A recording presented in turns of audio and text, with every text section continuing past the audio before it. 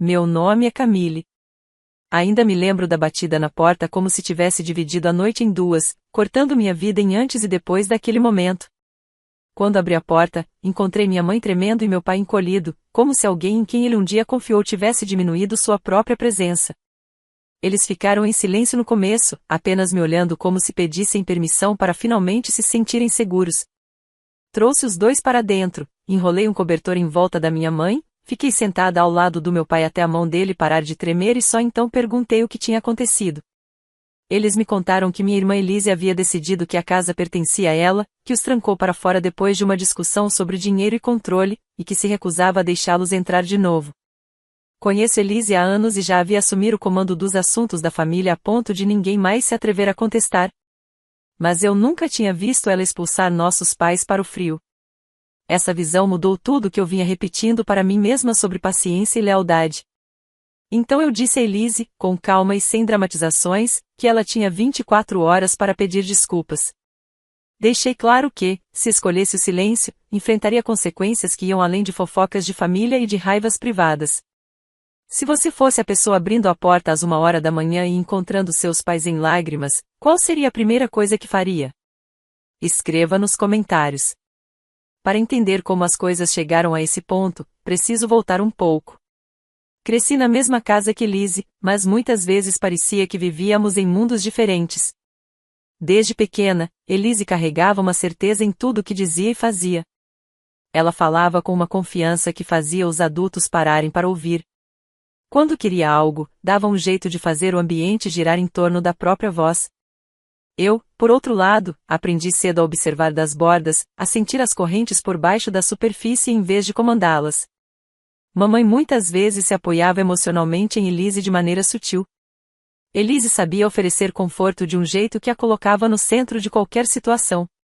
Se mamãe estava sobrecarregada, Elise era sempre a primeira a se adiantar, falando com uma doçura que a tornava quase insubstituível. Não era algo barulhento ou dramático, mas moldava a forma como as decisões eram tomadas na casa. Papai raramente contestava.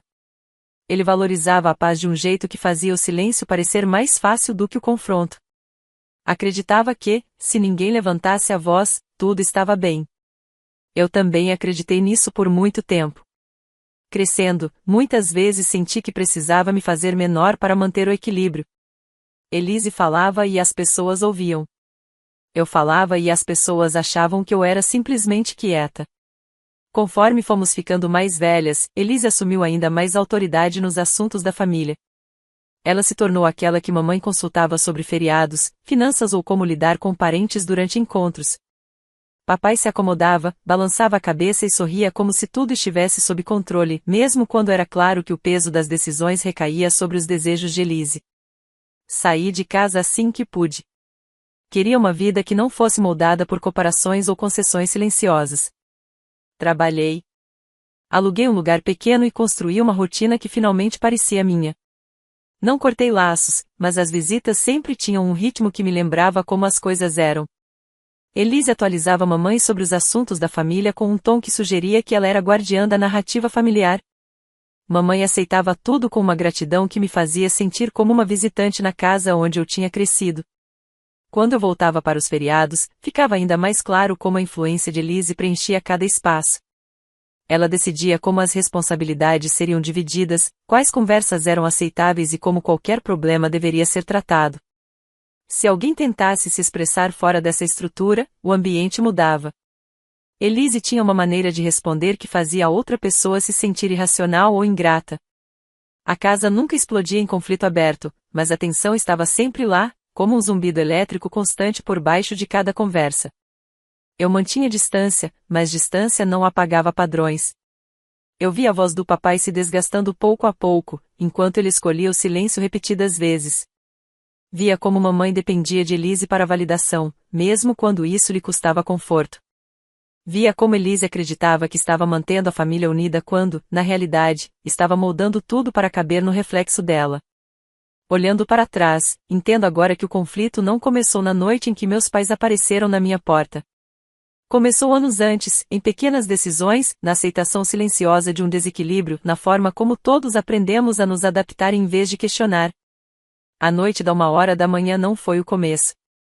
Foi apenas o momento em que a verdade já não podia mais ser contida. Naquela noite, acordei às 1h com o som de alguém batendo repetidamente na minha porta. A batida não era alta, mas era urgente, constante e implacável, cortando o silêncio do meu apartamento como se algo estivesse prestes a se partir. Levantei, caminhei pelo corredor escuro e, quando abri a porta, vi mamãe e papai ali, no frio. Os ombros de mamãe tremiam e papai parecia alguém que passou tempo demais tentando se manter firme até chegar ali. Nenhum dos dois falou de imediato. Ficaram apenas parados, com um tipo de exaustão que vinha de um lugar muito mais profundo do que a falta de sono. Afastei-me e deixei que entrassem. Conduzi mamãe até o sofá e trouxe um cobertor do armário. Coloquei água para ferver e fiz chá sem dizer nada, porque tudo naquele momento me dizia que perguntar cedo demais só tornaria tudo pior. Papai sentou na beira do sofá, como se não quisesse ocupar espaço. Mamãe segurava o cobertor com as 2 mãos, apertando o tecido como se tivesse medo de que desaparecesse. O silêncio se estendeu por tanto tempo que o tempo parecia suspenso dentro do cômodo. Sentei com eles e esperei. Demorou até a respiração de mamãe mudar. Ela tentou falar uma vez, mas a voz falhou. Quando finalmente chorou, não foi algo repentino. Foi lento, como algo se partindo camada por camada. Papai colocou uma mão nas costas dela, mas não disse nada. O silêncio dele tinha anos de idade. Quando conseguiu falar de novo, mamãe disse que Lizzie tinha trancado a porta e dito que eles podiam ir embora se não gostassem das regras da casa. Ouvi enquanto mamãe explicava que a discussão tinha começado por causa de finanças. Elise havia sugerido que, como era ela quem estava cuidando da maior parte das despesas da casa, deveria ter mais autoridade nas decisões. Mamãe e papai discordaram. A discordância evoluiu para algo que já não tinha mais a ver com dinheiro. Tornou-se uma questão de controle. Quando mamãe disse as palavras nos trancou para fora, senti algo se mover dentro de mim. Era como se todo o desequilíbrio sutil que havíamos aceitado ao longo dos anos tivesse finalmente assumido sua forma mais explícita. Elise não apenas venceu uma discussão. Ela decidiu que a casa pertencia somente a ela e que mamãe e papai poderiam ser expulsos se não fossem obedientes às expectativas dela. Eu não reagi com raiva imediata. O que senti foi uma clareza silenciosa, firme. Percebi que tudo o que eu vinha tentando ignorar tinha chegado a um ponto em que o silêncio já não era um ato neutro. Pedi para mamãe descansar e deixei que ela se apoiasse em mim. Pedi a papai que falasse apenas quando estivesse pronto, porque eu via que ele tentava escolher palavras que não ferissem. Ficamos assim por muito tempo. A noite lá fora estava quieta, mas o cômodo parecia o centro de algo que estava mudando. Eu sabia que não podia permitir que Elise continuasse tendo esse tipo de poder sobre eles. Eu tinha me afastado por anos acreditando que distância preservava a paz. Mas ali, a paz tinha virado permissão para a crueldade. Foi nesse momento que decidi protegê-los. Protegê-los de verdade pela primeira vez na vida. Na manhã seguinte, liguei para Elise. Lembro como minha voz soava firme, embora minhas mãos ainda estivessem quentes de segurar as da mamãe na noite anterior. Quando ela atendeu, seu tom era casual, quase entediado, como se nada significativo tivesse acontecido. Era o tom que ela usava quando acreditava que o mundo já estava arranjado a seu favor. Perguntei onde mamãe e papai deveriam ter dormido naquela noite. Houve uma pequena pausa, um sopro leve na linha, e então Elise respondeu que eles ficariam bem. Ela disse isso como alguém que fala sobre desconhecidos, não sobre os pais que criaram nós duas. Contei que eles haviam batido na minha porta às 1h da manhã, exaustos e tremendo, e o silêncio dela se prolongou apenas o suficiente para virar uma confissão. Depois, ela iniciou sua performance. Elise disse que mamãe tinha exagerado de novo. Ela disse, papai nunca fala quando as coisas ficam emocionais. Falou como se fosse a única pessoa racional, a única capaz de entender a situação corretamente. Escutei com atenção. Percebi como ela não negou o ato em si. Apenas reorganizou a narrativa para permanecer inocente. Quando eu disse que não havia justificativa para trancar nossos pais para fora de casa, ela riu suavemente, incrédula, como se eu tivesse falhado em compreender algum conceito complexo. Disse que mamãe precisava aprender limites. Disse que papai a sustentava emocionalmente demais. Disse que eu sempre corria para resgatá-los porque não sabia lidar com o conflito. O tom era medido e quase gentil, o que tornava tudo ainda mais cortante. Elise nunca levantava a voz para vencer. Ela fazia os outros se sentirem tolos. Quando comecei a responder, outra voz entrou na conversa, confiante, treinada. O marido da minha irmã, Anthony, claramente tinha estado ouvindo. Ele falou com a segurança polida de alguém acostumado a negociar ou fechar acordos. Disse que a situação tinha sido exagerada. Disse que ele e Elise estavam apenas mantendo a ordem na casa. Sugeriu que mamãe e papai estavam sendo dramáticos para ganhar simpatia. Percebi que a fala dele, assim como a de Elise, evitava o fato simples: eles tinham colocado nossos pais para fora, no frio. Perguntei a Anthony por que ele sentia necessidade de se envolver numa conversa entre duas irmãs. Ele respondeu que assuntos de família exigiam liderança compartilhada. Deixei as palavras assentarem antes de perguntar se liderança compartilhada incluía abandonar dois pais idosos à noite. Houve uma pausa antes de Elise reassumir a conversa, com um tom mais doce agora, como se quisesse suavizar a impressão deixada pelo marido. Ela insistiu que teriam deixado mamãe e papai entrar de novo se eles apenas tivessem se acalmado. Percebi que, para ela, o ato de exclusão era justificável porque havia decidido que suas próprias emoções eram mais razoáveis do que as deles. Algo dentro de mim mudou. Eu sempre havia aceitado o enquadramento que Elise colocava sobre os acontecimentos. Sempre deixei que ela definisse a realidade, porque resistir exigia uma energia que um dia eu me convenci de que não tinha. Mas naquele momento, a distância entre o que era verdade e o que estava sendo dito se tornou impossível de ignorar. Disse a Elise que não debateria a moralidade de abandonar nossos pais do lado de fora da própria casa. Afirmei que os fatos eram claros. Disse que ela tinha 24 horas para pedir desculpas e que o pedido deveria ser dirigido primeiro à mamãe, depois ao papai e só então a mim. Expliquei que a desculpa precisava reconhecer o que havia acontecido, sem desculpas ou versões alternativas. Elise perguntou o que aconteceria se ela recusasse. Respondi que ela veria as consequências pessoalmente. Ela riu de novo, mas houve um leve tremor por baixo da risada, um pequeno sinal de incerteza. Encerrei a ligação sem elevar o tom de voz. Naquela tarde, encontrei-me com minha advogada, a senhora Kingston. Eu já havia falado com ela em outras ocasiões, mas nunca sobre algo que tocasse tão profundamente o núcleo da minha família. Quando entrei em seu escritório, o silêncio da sala contrastava com o turbilhão que ainda pesava no meu peito. Sentei-me diante dela, coloquei as mãos sobre a mesa para me firmar e contei tudo o que havia acontecido na noite anterior, sem dramatizar nenhum detalhe. Eu queria clareza, não simpatia. A senhora Kingston ouviu com atenção absoluta, sua expressão composta de um jeito que não acalmava, mas permitia que eu sentisse a gravidade da situação. Quando terminei, ela ajustou ligeiramente os óculos e explicou que as leis do Alabama oferecem proteções específicas para adultos idosos financeiramente dependentes ou vulneráveis à coerção. Explicou que negligência não é apenas abandono físico, também pode incluir isolamento emocional deliberado ou a retirada do acesso a recursos essenciais para a vida diária. Sua voz permaneceu firme, sem urgência, quando mencionou que o ato de Elise de trancar mamãe e papai para fora poderia ser interpretado como uma forma de controle coercitivo. Senti o peso das palavras dela. Eu sempre soube que o comportamento de Elise era manipulador, mas ouvir o enquadramento legal do que havia acontecido mudou completamente minha compreensão. Não se tratava apenas de uma dinâmica familiar difícil. Tinha se tornado algo que poderia alterar o curso das nossas vidas se continuasse sem intervenção. A senhora Kingston perguntou se mamãe e papai estavam financeiramente dependentes de Elise. Contei que Elise havia assumido o pagamento de contas, o agendamento de compromissos e a administração do orçamento da casa sob o pretexto de ajudar. No começo, mamãe acolheu esse alívio. Papai havia permitido aquilo porque detestava discutir assuntos que poderiam ser evitados. Com o tempo, Elise se posicionou como a figura essencial da casa, a pessoa por meio da qual todas as necessidades precisavam ser filtradas. Eu tinha percebido isso à distância, mas não reconhecia a estrutura que se formava por baixo. A senhora Kingston apontou, com gentileza, que esse padrão correspondia a uma dependência financeira que podia facilmente evoluir para controle.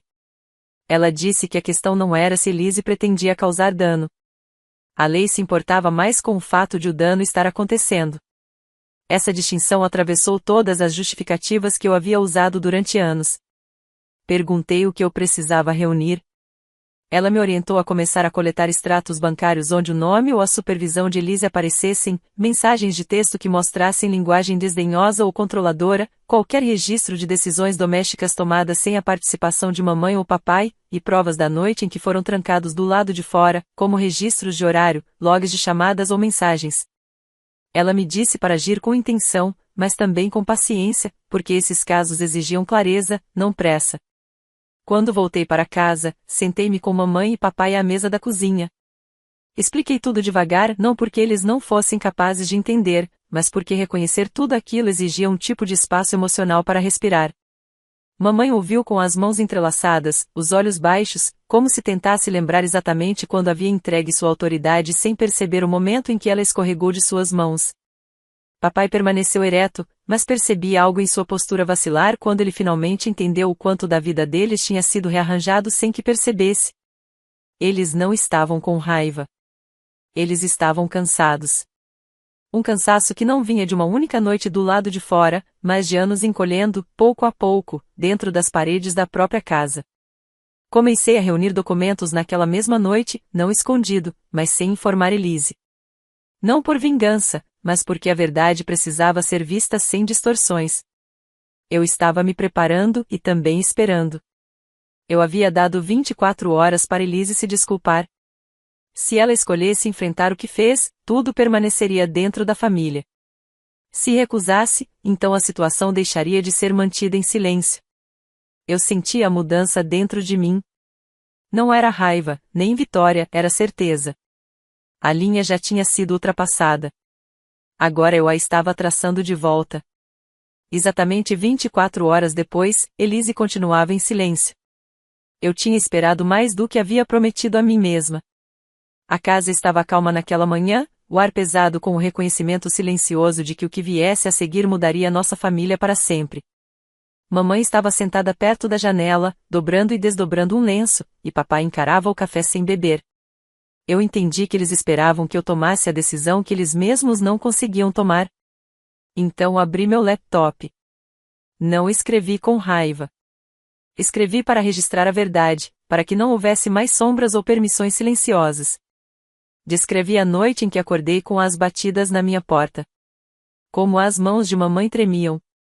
Como papai não conseguiu erguer a voz para explicar o que havia acontecido.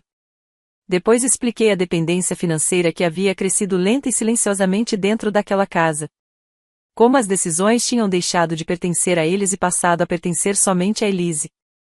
Escrevi que trancar seus próprios pais do lado de fora da casa que eles compraram e mantiveram não era um momento de estresse, mas uma demonstração de poder. Eu não acusei Elise de crueldade. Eu não a insultei. Eu não a chamei de nada. Apenas percorri cada etapa do que havia acontecido e deixei que os fatos mostrassem seu próprio peso. Terminei a publicação dizendo que o que aconteceu com meus pais poderia acontecer com qualquer casal idoso que deixasse de perceber o momento exato em que parou de escolher por si mesmo. Então cliquei em compartilhar e fui preparar um chá para minha mãe. A reação foi imediata, não porque a história fosse dramática, mas porque a comunidade já conhecia partes dela. Várias pessoas em Mobile tinham visto minha mãe e meu pai caminhando sozinhos tarde da noite em mais de uma ocasião. Um vizinho reconheceu as noites, lembrou-se da confusão em suas expressões.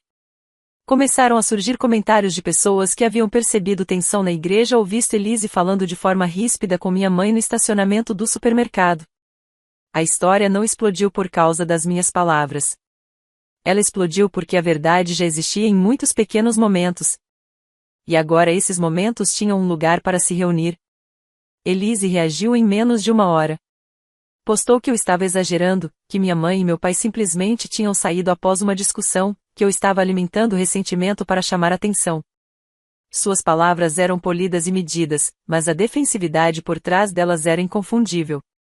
Algumas pessoas acreditaram nela no começo, mas então o tom mudou quando Anthony entrou na conversa. Seu comentário não foi calculado. Ele chamou meu post de traição. Disse que eu estava tentando arruinar a vida deles, acusou minha mãe de ser dramática e esquecida. Sua linguagem era afiada o suficiente para fazer as pessoas pararem. Foi a primeira vez que muitos viram como ele falava quando se sentia ameaçado. As respostas abaixo do comentário dele mudaram completamente a direção.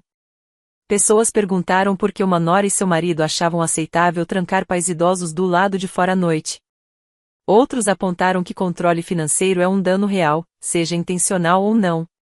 Alguns falaram sobre cuidar de seus próprios pais e disseram que nunca poderiam imaginar fechar a porta na cara deles. A conversa não era mais minha. Pertencia a todos que a liam, avaliavam e chegavam às suas próprias conclusões. Elise parou de responder depois disso. O silêncio que ela costumava usar para manter poder agora a deixava exposta. Anthony apagou seu comentário, mas capturas de tela já circulavam. A comunidade havia formado sua própria compreensão. Nenhuma negação mudaria isso. Eu não me senti triunfante. Senti uma espécie de quietude, aquela que surge quando algo longamente resistido finalmente assume sua forma verdadeira. Eu não destruí minha família. Apenas revelei o que já estava lá. Nas semanas que se seguiram, tudo mudou tão rápido que eu tive que prender a respiração para acompanhar. A cidade parecia menor, como se cada rua de Mobile carregasse um sussurro do dia em que a verdade veio à luz. Eu não alimentei a conversa nem tentei direcioná-la. Deixei que os fatos continuassem seu trabalho silencioso enquanto eu me concentrava em proteger as duas pessoas que sempre tentaram me proteger. Elise aprendeu como o silêncio soa quando ele deixa de ser uma arma. As mulheres que organizavam almoços beneficentes pararam de copiá-la nas mensagens. A diretora do coro agradeceu a Elise pelos serviços prestados e redistribuiu seus solos sem cerimônia. Ela continuou chegando no horário, vestida com o mesmo cuidado de sempre, mas os convites foram diminuindo até não restar nenhum para aceitar. Os sorrisos na porta da igreja ficaram educados, depois frios, depois inexistentes, e as comissões que antes dependiam dela passaram a funcionar sem a sua voz no centro. Anthony enfrentou consequências em outro tom. Clientes que antes riam facilmente de suas histórias passaram a encurtar reuniões, e colegas que admiravam sua autoconfiança mudavam de assunto quando ele se aproximava. Seu gerente marcou uma reunião de acompanhamento que perguntava sobre julgamento e comunicação, e não sobre métricas de desempenho. Ninguém o acusou de nada. Eles simplesmente deixaram de confiar na sua capacidade de perceber o ambiente. E, no silêncio dentro dessa percepção, sua autoridade se enfraqueceu. Eu não anunciei nada disso. Fiquei com minha mãe e meu pai, encaixando as rotinas deles no meu próprio apartamento até que os dias formassem um novo padrão que parecia firme. Mamãe reaprendeu a senha da conta bancária online, escreveu-a com a própria letra e guardou o papel em um lugar que só ela sabia. Papai começou a carregar um pequeno caderno onde anotava contas, datas de vencimento e perguntas que queria fazer antes que decisões fossem tomadas. Vi os ombros dele se endireitarem a cada pequena tarefa recuperada. Não porque independência gera orgulho, mas porque escolher devolve uma dignidade que nada mais consegue devolver. Mudamos eles da casa de Elise com movimentos tranquilos e um tom neutro. Escolhi uma manhã de dia útil, quando a rua estava silenciosa, e fui com caixas, etiquetas e um amigo para ajudar a carregar as coisas mais pesadas. Mamãe embalou fotografias que já nem percebia mais nas paredes. Papai retirou ferramentas do garagem que um dia ele chamou de refúgio e as colocou no porta-malas com um cuidado que parecia uma cerimônia. Elise não apareceu. Mandou um texto de 2 frases dizendo que estávamos sendo dramáticos. Eu não respondi. Uma semana depois, enviei a Elise uma mensagem tão clara quanto consegui. Disse que mamãe e papai não voltariam para a casa dela. Disse que todas as decisões financeiras seriam agora tomadas por eles, com ajuda apenas quando solicitada. Disse que não haveria mais conversas que tentassem transformar fatos em confusão. Disse que eu estava encerrando minha participação em uma história escrita por ela. Desejei coisas boas e afirmei que não estaria disponível para ela daqui em diante. Elise não respondeu. Apenas observou. Vi sua conta aparecer entre os visualizadores das minhas publicações e desaparecer de novo. Amigos me contaram que ela esperava no estacionamento da igreja até o último minuto, como se chegar atrasada a tornasse invisível, e que saía rapidamente após os cultos sem falar com ninguém. Anthony também ficou silencioso em público, escolhendo corredores com menos olhares e enviando e-mails que soavam cuidadosos. É estranho testemunhar o poder deixando alguém que o usou de forma descuidada. Ele não vai embora com barulho. Ele se esvai do ambiente, um pressuposto de cada vez. Em casa, o ar mudou. Mamãe começou a cantarolar enquanto cozinhava. Papai retomou um ritual de sábado de passar óleo em uma mesa de madeira que não precisava, mas que brilhava depois. Colocamos declarações de limites na geladeira como instruções de um novo eletrodoméstico, não porque precisássemos de lembretes, mas porque o ato de nomear a verdade nos mantinha atentos. Não houve discursos grandiosos. Havia vida comum. E é na vida comum que os reparos mais duradouros criam raiz. Perguntaram se eu me sentia vitoriosa. Não me sentia. Eu sentia um alívio moldado em disciplina, do tipo que não comemora, apenas se mantém firme. Eu não cortei laços para punir. Cortei para deixar de participar do dano. E quando eu disse isso assim, para mim mesma, a decisão se tornou simples de sustentar. Eu não a revisitei, e não a suavizei. Quando a igreja enviou a próxima escala de voluntários sem o nome de Elise, ninguém mencionou a omissão. Quando a equipe de Anthony realocou um cliente para outra pessoa, a ata da reunião registrou como uma rotação padrão. Alguns finais se parecem com anúncios. O nosso parecia um arquivo silenciosamente encerrado, uma porta que já não balançava nos dois sentidos. Quando mamãe e papai penduraram os casacos na entrada do meu apartamento, as novas chaves nos bolsos pareciam leves. Não discutimos Elise. Não fizemos inventário das perdas. Deixamos que nossos dias se tornassem a prova de que poderíamos começar de novo. Naquela noite, programei o despertador para cedo. Agora, olhando para trás, não me arrependo de nenhuma decisão que tomei. As semanas depois de tudo se tornar público se desdobraram com uma clareza ao mesmo tempo aguda e estranhamente silenciosa, como ficar do lado de fora depois de uma tempestade e ver apenas os galhos deixados em novas posições. O mundo ao redor de Elise não desabou de uma vez. Foi mudando devagar, em conversas que já não a recebiam, em convites que de repente nunca chegavam, em sorrisos que se afinavam quando ela se aproximava em encontros ou eventos na cidade.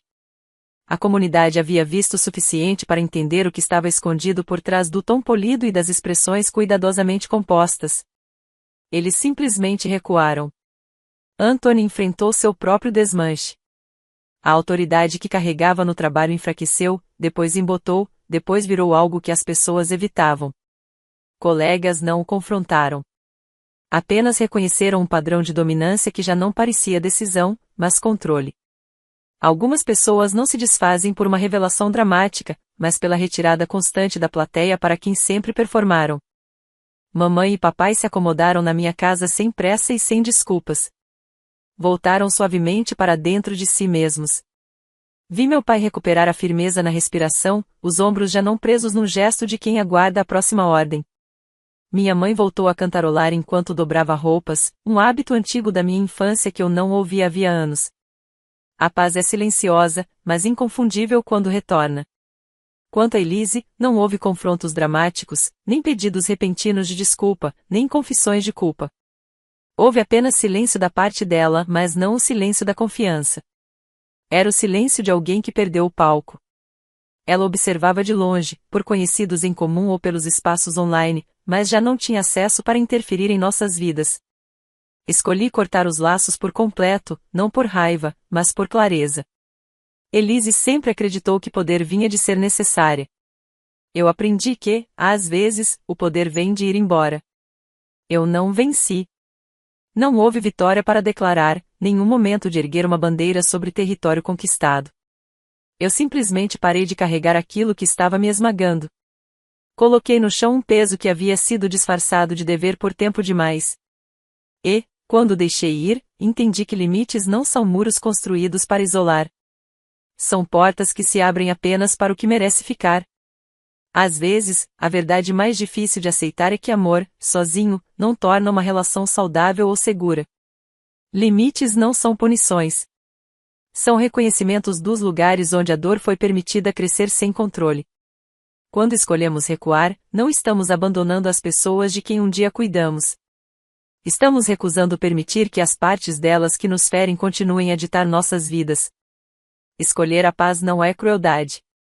É maturidade. Obrigada por ouvir minha história. Sei que situações como a minha são mais comuns do que muitos estão dispostos a admitir. Se você já precisou escolher a distância para proteger a si mesmo ou alguém que ama, sua experiência importa. Eu gostaria de ouvir seus pensamentos. O que você teria feito no meu lugar? E o que você acredita que define um limite justo dentro de uma família?